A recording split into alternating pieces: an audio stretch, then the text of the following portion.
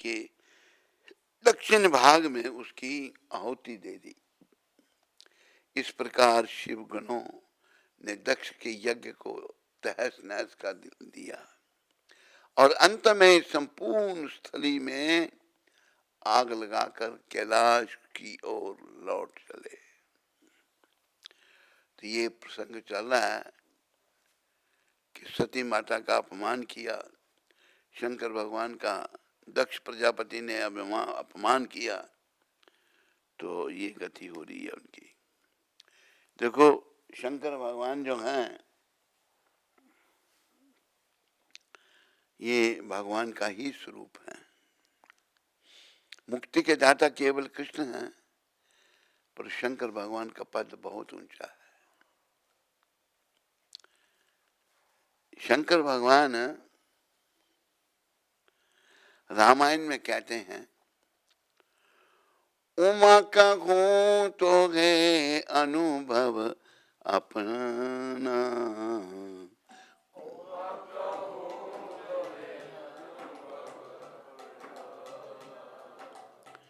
सत्य हरि भजन जगत सब सपना।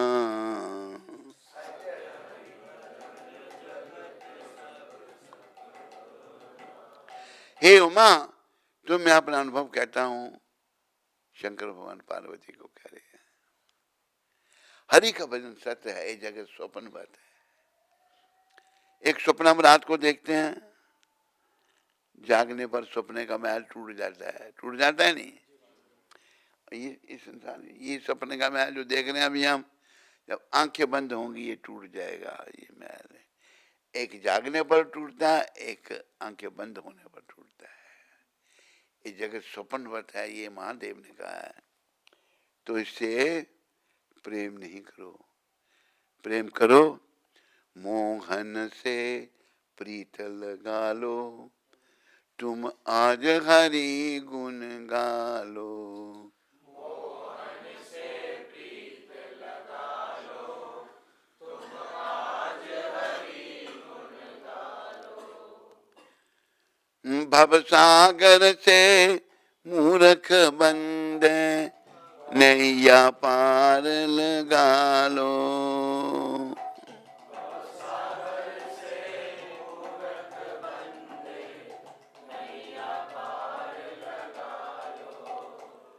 मोहन से प्रीत लगा लो, तुम आज हरि गुण गा लो।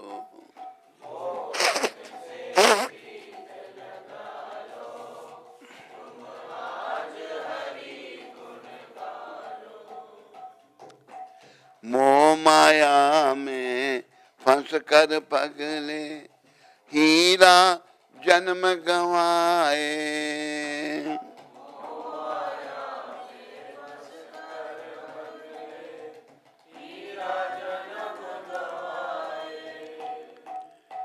कभी ना ध्याया नाम प्रभु का, जो तुझे पार लगाए।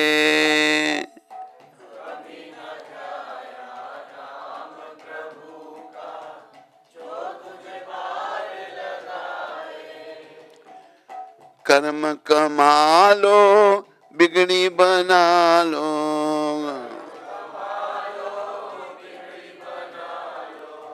प्रभु से प्रीत लगा लो, प्रभु से मोहन से प्रीत लगा लो, तुम आज हरि गुण गा लो।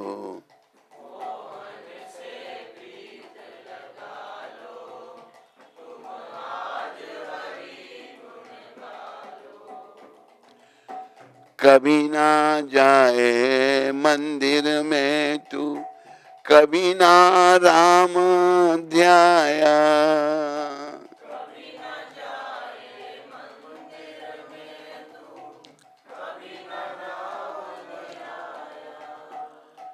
रात गुजारी सोने में और दिन भर पाप कमाया।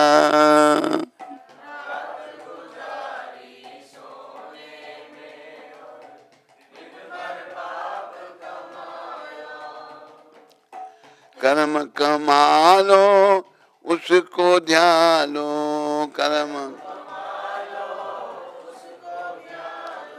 मोहन से प्रीत लगा लो,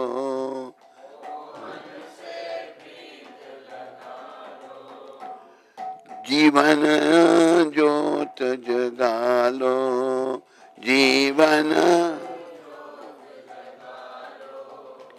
मोहन से प्रीत लगा लो, तुम आज हरि गुण गा लो।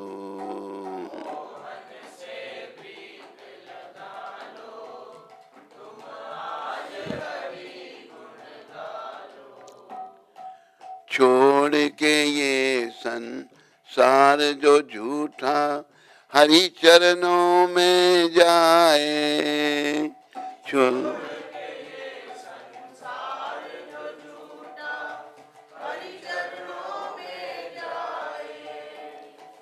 कटे 84 उसकी और वो हरि के दर्शन पाए,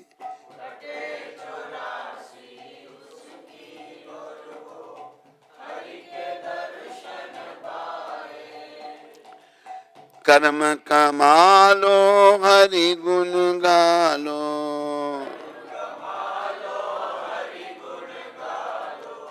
शाम को शीश झुका लो, शाम को मोहन से प्रीत लगा लो, तुम आज हरि गुण गा लो।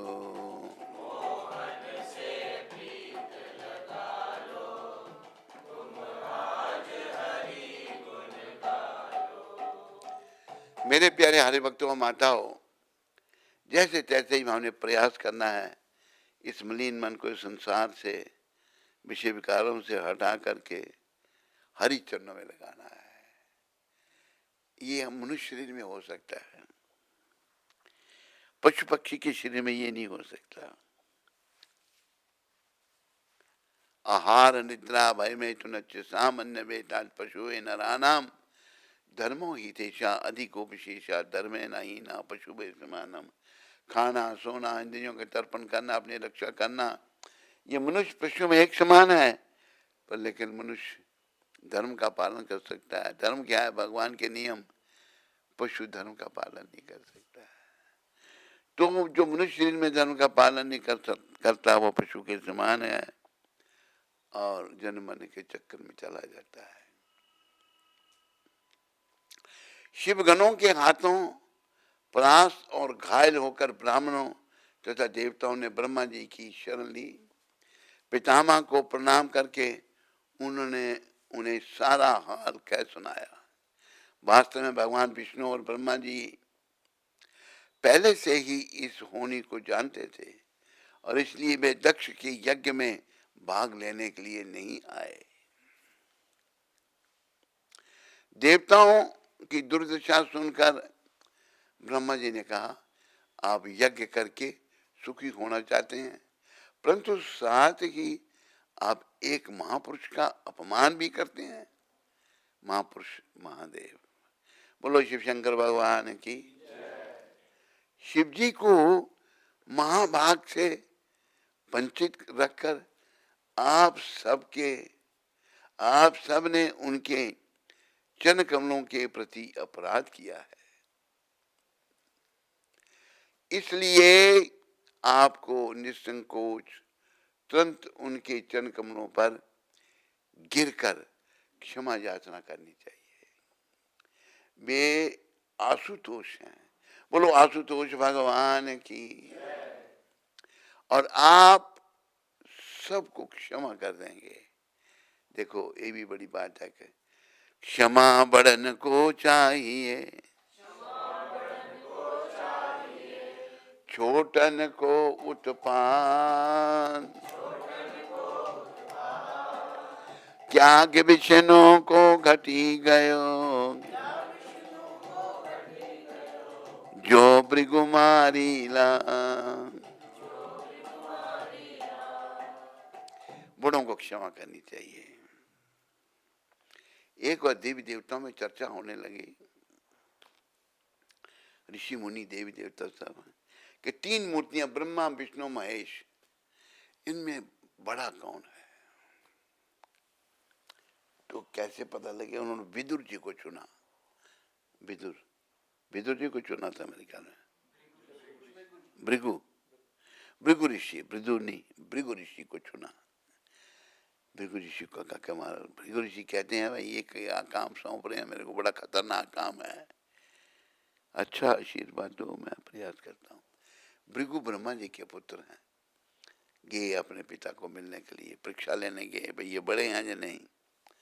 गए तो ब्रह्मा ने कहा आओ बेटा भृगु बैठो, कैसे हो तुम? जाके प्रणाम करना था पिता को, प्रणाम नहीं किया, चुप करके खड़े रहे। परीक्षा लेने गए हैं ना, तो बड़ा क्रोध आ गया ब्रह्मा जी को। ब्रह्मा जी ने सोचा इसको मार दूं मैं, सोचने लगे अपने पुत्र की हत्या करूंगा। क्रोध को रोक लिया उन्होंने, देख लिए ये भी बड़े नहीं है, ये मन से अपराध किया ब्रह्मा जी के प्रति। अभी गए वो शंकर भगवान के पास उनकी परीक्षा लेने। 3 मूर्तियां ना, ब्रह्मा विष्णु महेश। जब शंकर भगवान के पास गए तो शंकर भगवान कहते आओ भैया भृगु, कहते हैं आपका कैलाश पर स्वागत है, मेरे पास मत आओ। पहले मन से अपराध किया है वाणी से, आपके शरीर पर शमशान की भस्मी, भूत प्रेत आपके संगी, मेरे पास मत आओ। शंकर भगवान को क्रोध आ गया। शंकर भगवान ने उठाया अपना त्रिशूल, लगे मारने, चिल्लाए बचाओ तो माता आ गई पार्वती, क्या करें? कहते इसको भूत प्रेत दिखा रहा हूं, आज तक तो मेरा अपना स्वागत करता था, अब इसको भूत प्रेत दिख रहे हैं। कहता ब्राह्मण की हत्या करोगे आप? तो भृगु जी ने कहा भाई ये तो मेरे पिताजी से भी नीचे है, तमोगुण का नियंत्रण करते हैं तो ये तो मार ही देते मेरे को, माता नहीं बचाती। तो पहले मन से अपराध, फिर वाणी से। अभी पहुंच गया वैकुंठ में। वैकुंठ में पहुंचे तो लक्ष्मी माता भगवान के चरणों की सेवा कर रही थी। यहाँ शरीर से, मन वाणी और शरीर ने जाकर जोर से भगवान की छाती पर लात मारी। भृगु जी ने छाती पर लात मारी तो क्या प्रतिक्रिया हुई? भगवान शेषनाग की सैया पर शयन कर रहे थे, माता लक्ष्मी उनके चरणों को दबा रही थी। धीरे धीरे भगवान उठे और हाथ बांध के खड़े हो गए।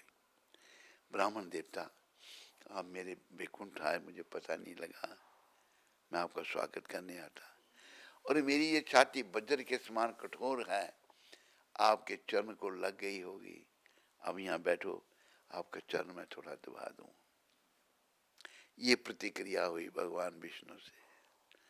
पर माता लक्ष्मी को क्रोध आ गया कि तेरी ये हिम्मत के मेरे पति की छाती को लात मारे, मैं अब ब्राह्मणों के पास नहीं जाऊंगी। आपने देखा ब्राह्मण प्राय गरीब होते हैं, होते नहीं होते? गुजरात में तो गुजराती अमीर होते हैं, पर ब्राह्मण गरीब है वहां पर। तो ये माता का श्राप है। तो भृगु जी ने कहा माता मैं एक ग्रंथ लिखूंगा।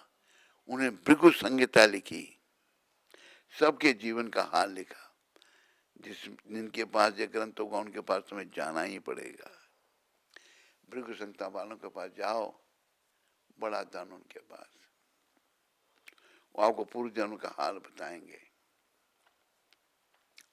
पूर्व जन्म में आप ये थे, ये नाम था, ऐसे पिता माता आपके थे। तो हमें जो है कृष्ण भगवान की शरण में आना है।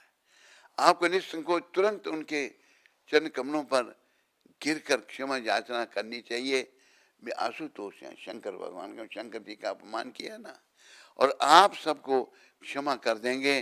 शिव जी में इतनी शक्ति है कि वे समस्त लोगों को उनके लोकपालों सहित क्षण भर में विनष्ट कर सकते हैं, क्योंकि वे दक्ष के अपमानजनक शब्दों तथा अपनी पत्नी के विक्षोभ में पीड़ित हैं। अच्छा होगा कि आप सब उनसे क्षमा मांगने जाएं। यह सुनकर ब्रह्मा जी स्वयं सब देवताओं और ऋषि गणों को शिव जी के धाम कैलाश पर ले चले। मार्ग में वे सुगंधी का वन से गुजरे जहाँ कुबेर की नगरी अलकापुरी स्थित है। वह वन विभिन्न प्रकार के सुगंधित फूलों एवं रसीले फलों के वृक्षों से आच्छादित था और उसमें स्थान स्थान पर कमल पुष्प एवं हंसों से भरे सरोवर थे। वहां नदियों पर बेदुरिये मणियों से बने स्नान घाटों को देखकर देवता भी आश्चर्यचकित रह गए। कैलाश पर्वत पर अनेक प्रकार प्राकृतिक झरने थे जिनकी मधुर ध्वनि मोरों की कूच तथा भ्रमरों की भिन्न बनाहट में मिलकर मन को मोहित कर रही थी। उस क्षेत्र में किन्नर तथा गंधर्व अपनी सुंदर पत्नी अप्सराओं के साथ निवास कर रहे थे और वहां की गुफाओं में सिद्धगण अपनी पत्नियों के साथ रहते थे। पूरा वन मंदिर पारिजात तमाल ताल अर्जुन आम कदम चंपक मालती मलिका माधवी और वकुल जैसे उत्कृष्ट वृक्षों से भरा था और इनके फल फूलों का स्पर्श करके बहने वाली वायु इन देव सुंदरियों के मनों में काम वासना उदित करती थी। कैलाश पर अनगिनत कल्प वृक्ष थे जो व्यक्ति की समस्त कामनाओं को क्षण भर में पूरा कर सकते थे। कैलाश के इस सौंदर्य को देखकर प्रतीत होता था मानो वह श्री कृष्ण का निज धाम वैकुंठ है। बोलो कृष्ण के निज धाम वैकुंठ की। विभिन्न प्रकार के कमल तथा अन्य सुगंधित पुष्पों के कारण वह वन के बीचों बीच एक बड़ा बगीचा लग रहा था जिसमें कस्तूरी मृग सहित अनेक पशु विचरण कर रहे थे। कैलाश में दो नदियां हैं, नंदा और अलकनंदा, जो भगवान गोविंद के चरण कमलों की धूलि से युक्त होने के कारण अत्यंत पवित्र हैं। अपने पतियों के साथ रति क्रीड़ा का सुख भोगने के पश्चात देवी स्त्रियां इन नदियों में स्नान करती हैं। उनके स्नान करने के पश्चात नदियों का पानी उनके शरीर पर लगी केसर के कारण पीला तथा सुगंधित हो जाता है। उस पानी की मिठास इतनी बढ़ जाती है कि अपनी पत्नियों के साथ वहां आए हाथी प्यास ना लगने पर भी उसे पीते हैं। तब देवताओं को अलकनंदा नामक एक छोटी झील दिखाई दी। सती यहाँ स्नान किया करती थी। बोलो सती माता की। और तब वे एक विशाल वट वृक्ष के सम्मुख पहुंचे जिसकी ऊंचाई 100 योजन 800 मील 100 योजन 800 मील थी। इस वृक्ष की घनी छाया तले सदैव शीतल वायु बहती थी और चूंकि उस पर एक भी पक्षी का घोंसला नहीं था, वहां का वातावरण अत्यंत शांत था और स्थिर था। उस समय देवताओं की दृष्टि वृक्ष के नीचे बैठे शिवजी पर पड़ी। उनके गंभीर एवं शांत स्वभाव को देखकर प्रतीत होता था मानो उन्होंने अपना क्रोध त्याग दिया है।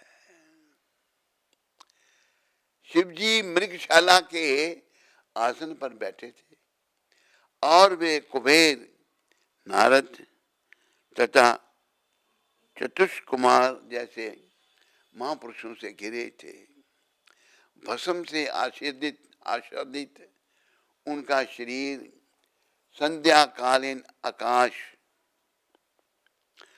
जैसा प्रतीत होता था और उनके केशों में बालचंद्र शोभायमान था।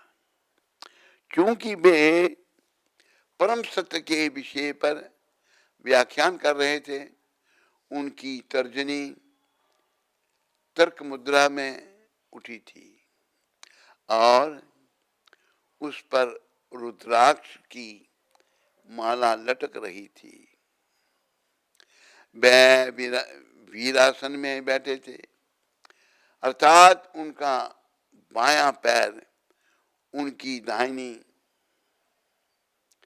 जंघा पर स्थित था और उनका बायां हाथ उनकी बाईं जंघा पर रखा था। देवताओं और ब्राह्मणों ने एक साथ भगवान शिव को करबद्ध प्रणाम किया। बोलो शिव शंकर भगवान की। आप सब भी शंकर भगवान को प्रणाम करो। जैसे ही शिव जी ने देखा कि ब्रह्मा जी वहां आए हैं, वे तुरंत अपना आसन से खड़े हो गए और नारद आदि ऋषियों के साथ उनके चरण स्पर्श करने के लिए आगे बढ़े। उन्होंने विधिवत ब्रह्मा जी की पूजा की। ब्रह्मा जी को भय था कि शिव जी कहीं अभी भी क्रोधित ना हो और अपने इस भाव को छिपाने के लिए वे मुस्कुराने लगे। ब्रह्मा जी ने कहा, भगवान शंकर, आप संपूर्ण भौतिक सृष्टि के नियंता हैं और जिस प्रकार एक मकड़ी अपने जाल को बुनती है, उसे बनाए रखती है और बाद में स्वयं समेट लेती है, उसी प्रकार आप इस सृष्टि का सर्जन, पालन तथा संहार करते हैं। हे प्रभु, आपके चरण कमलों पर समर्पित भक्त प्रत्येक प्राणी के हृदय में भगवान के दर्शन करते हैं और वे किसी में भेदभाव नहीं करते।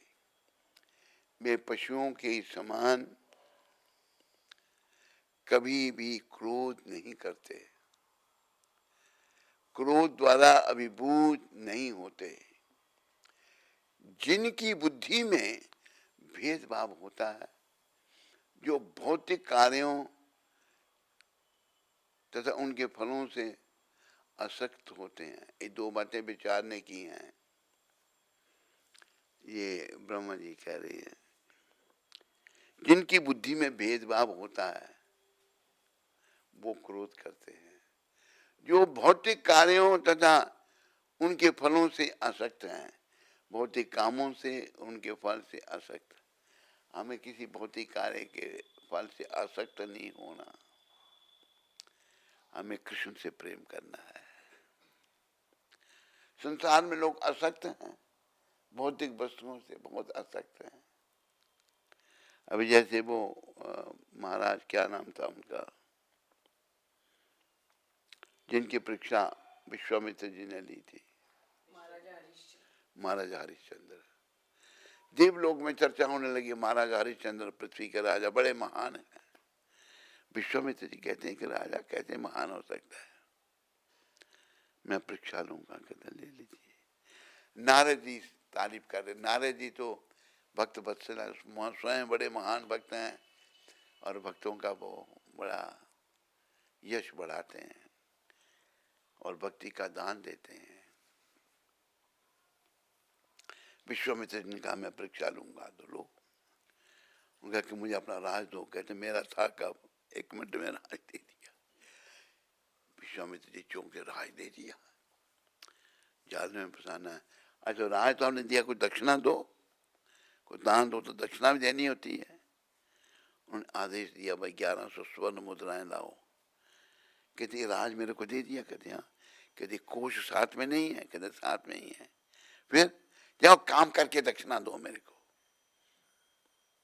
बेचारे अपनी रानी बेच दी थी, तारामती रानी बेटा दोनों, और उन्होंने काम करके उनको दी। और मारा, अंत में राजा जो हैं वो सफल हुए। तो महाराज, क्या नाम बताया, महाराजा हरिश्चंद्र जी महाराज की। तो हमें किसी चीज से आसक्त नहीं रहना, हमने आसक्ति केवल भगवान के चरणों में लगानी है। उनके फलों से आसक्त होते हैं जो अपनी संकुचित मानसिकता के कारण दूसरों के उत्कर्ष को सहन नहीं कर पाते और परिणाम स्वरूप कठोर वचनों द्वारा उन्हें विधीन करते हैं।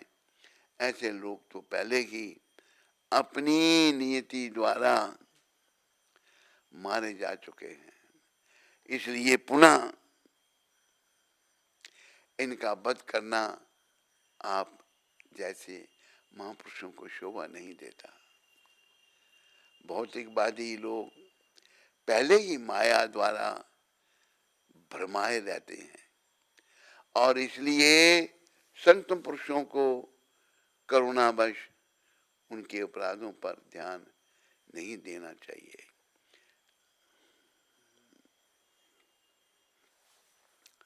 इसलिए कहा है, मेरे पीछे सारे बोलो, क्षमा बड़न को चाहिए, छोटन को उत्पात, क्या विष्णु को घटी गयो, जो भृगुमारी लात। एक और चर्चा होने लगी, वह तीनों मूर्तियां ब्रह्मा विष्णु महेश, बड़ा कौन है। तो भृगु जी को चुना गया। भृगु जी कहते हैं कि बड़ा कठिन काम आप मेरे को सौंप रहे हैं, आशीर्वाद दो। आए भृगु जी ब्रह्मा जी के पुत्र हैं, आए तो ब्रह्मा जी कहते हैं, ओ बेटा भृगु, पर जाके प्रणाम करना, तो परीक्षा लेने आए हैं ना उनकी बात का कोई जवाब दिया। तो ब्रह्मा जी का क्रोध आ गया, अभी मारता हूं मैं उसको। फिर सोचने लगी मैं ब्राह्मण की हत्या करूंगा। तो भृगु जी ने देख लिया, ये तो रजोगुण के वशीभूत हैं, ये बड़े नहीं। आगे शंकर भगवान के पास कौन सी कथा सुनाई है? भृगु जी जो मैं सुना रहा हूं अभी, ये सुना दी, फिर दोबारा नहीं सुनाऊं? दोबारा सुनाने से याद हो जाएगी। तो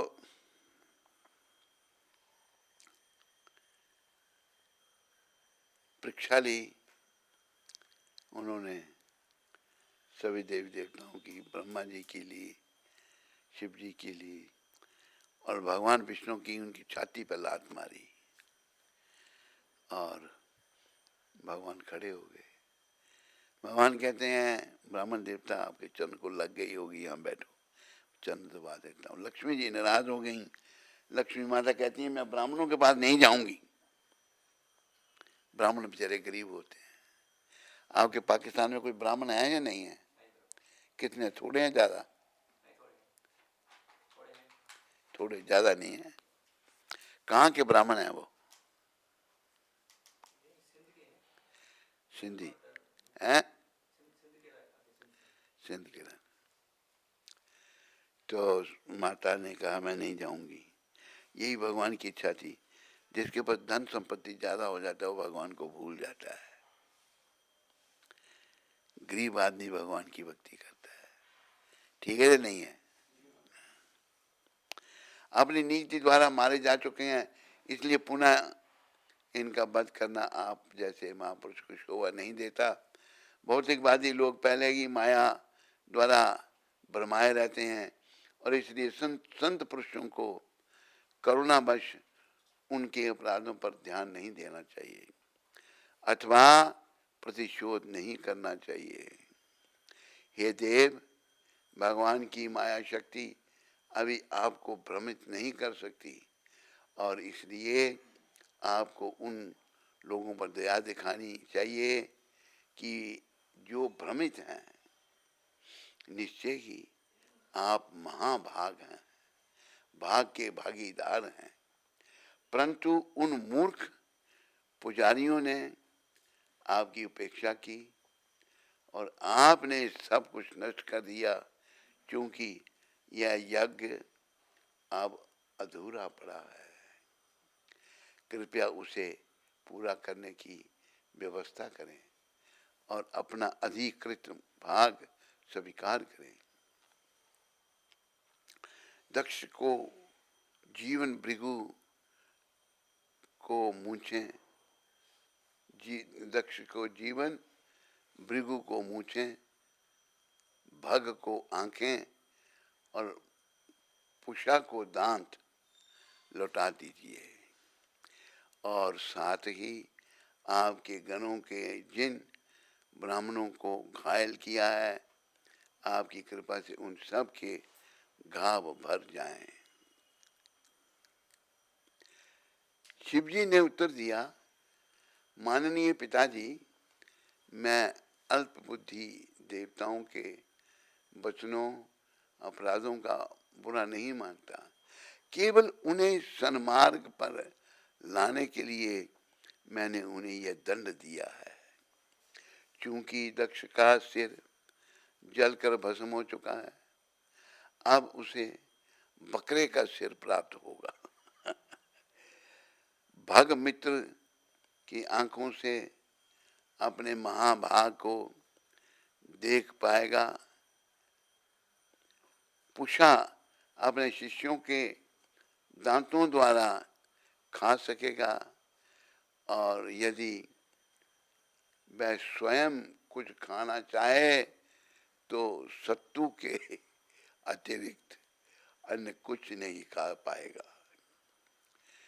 जिस बकरे का सिर दक्ष को प्राप्त होगा, उस बकरे के सिर के बाल भृगु को दाढ़ी मूंछ के रूप में प्राप्त होंगे। जिन देवताओं और ब्राह्मणों ने मुझे महाभाग देना स्वीकार किया है, वे अपने समस्त घावों से स्वस्थ हो जाएंगे, परंतु जिनकी भुजाएं कट चुकी हैं, उन्हें अश्वनी कुमारों की भुजाओं द्वारा काम करना होगा और जिनके हाथ कटे हैं, उन्हें पुषा के हाथों द्वारा काम करना होगा। इसे सुनकर सब प्रसन्न हो गए और तत्पश्चात भृगु ऋषि ने शिव जी को यज्ञ के लिए आमंत्रित किया।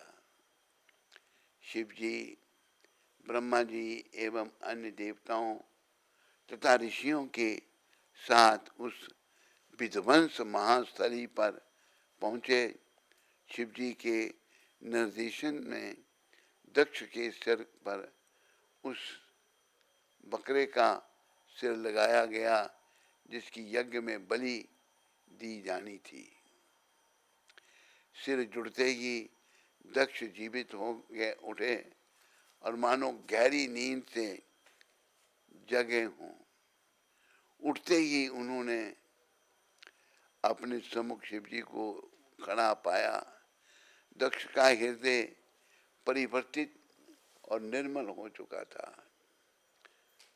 उनके मन में अब शिव जी के प्रति द्वेष नहीं, अपितु सम्मान की भावना थी। दक्ष शिव जी की स्तुति करना चाहते थे, परंतु जैसे ही उन्हें अपनी प्रिय पुत्री सती की दुखद मृत्यु का स्मरण हुआ, उनकी आंखों में आंसू भर आए और कंठ अवरुद्ध हो गया। कुछ समय तक निशब्द रहने के पश्चात उन्होंने जैसे तैसे अपने मन को संभाला और शिव जी की स्तुति करने लगे। उन्होंने कहा, हे भगवान, मैंने आपके प्रति महान अपराध किया था, परंतु आप इतने दयालु हैं कि फिर भी आपने मेरे ऊपर से अपनी कृपा दृष्टि नहीं हटाई, अपितु मुझ पर अतिरिक्त कृपा करते हुए मुझे दंडित किया। आपकी महिमा से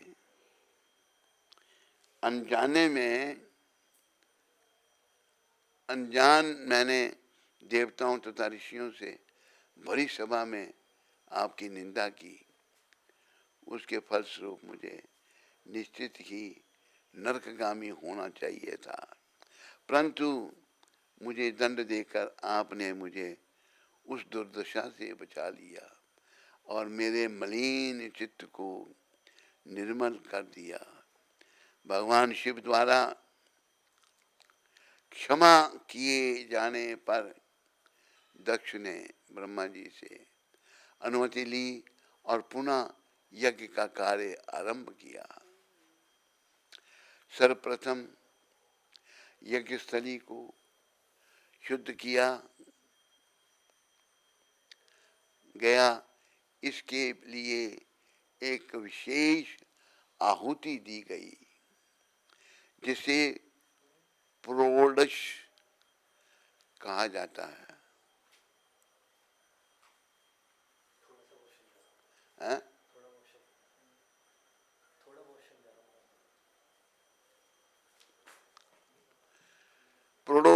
प्रोडश कहा जाता है।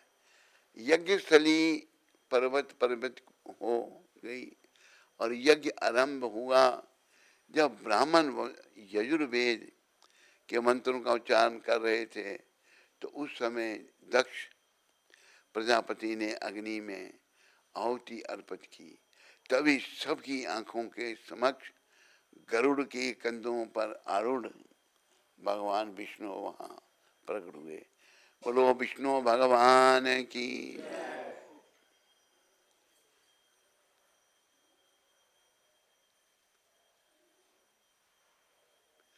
ये क्या लगा दिया तूने? हैं?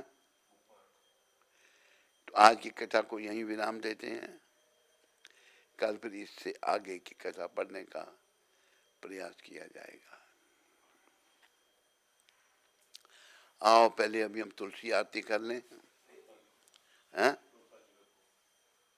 प्रभुपाद जी का,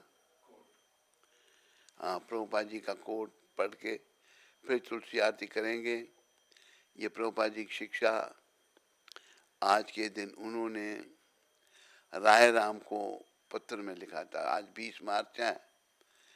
1969 को 20 मार्च को ये पत्र प्रभुपाद जी ने लिखा था। श्री कृष्ण पर आश्रित रहो, क्योंकि समस्त परिस्थितियों में वे ही सर्वोच्च स्वामी हैं। कृष्ण पर आश्रित रहो, हर परिस्थिति में वही सबसे बड़े हैं, उनसे बड़ा कोई नहीं। कोई डॉक्टर अथवा दवाई या स्थान नहीं, अपितु श्री कृष्ण की अंततः प्रत्येक वस्तु के स्वामी है। डॉक्टर अथवा दवाई या स्थान नहीं, अपितु श्री कृष्ण की अंततः प्रत्येक वस्तु के स्वामी, हर वस्तु के स्वामी कृष्ण है। बोलो कृष्णचंद्र भगवान की, बोलो मोर मुकुट बंसी वाले की।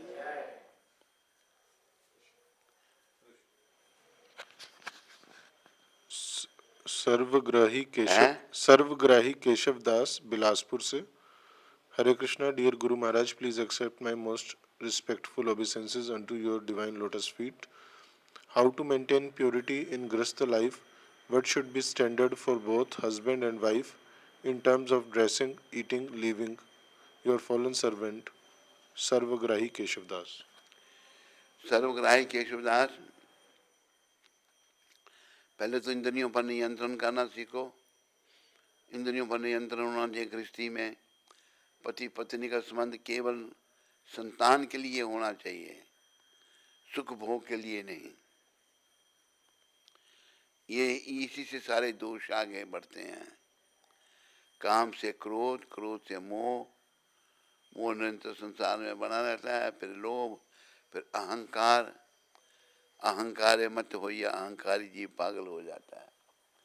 तो गृहस्थी को भी बड़ी नियति तरीके से गृहस्थ आश्रम में रहना है और अपने जीवन को सफल बनाना है। हरे कृष्ण। रमाई पंडित प्रभु, नोएडा से। हरे कृष्ण, गुरु महाराज जी के चरणों में दंडवत प्रणाम। अभी रामनवमी का उत्सव आ रहा है। आपकी कृपा से एक जगह संडे को क्लास लेने का अवसर मिला है, तो क्या हम रामचरितमानस से राम जी पर बोल सकते हैं? आप बोलिए, जरूर बोलिए।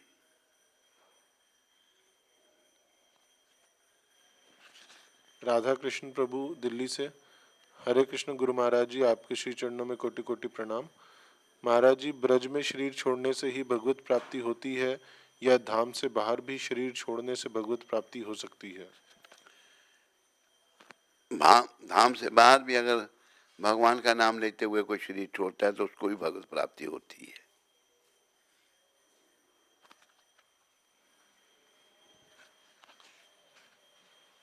जानकी जीवन प्रभु, वैंकूवर से।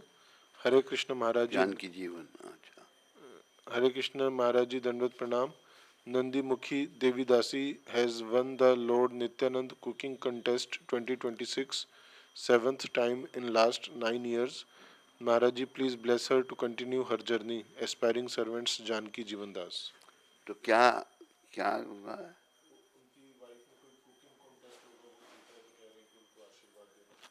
जीता उन्होंने। हमारी शुभकामनाएं सदा, क्या नाम है उनका, नंदीमुखी माता के साथ में।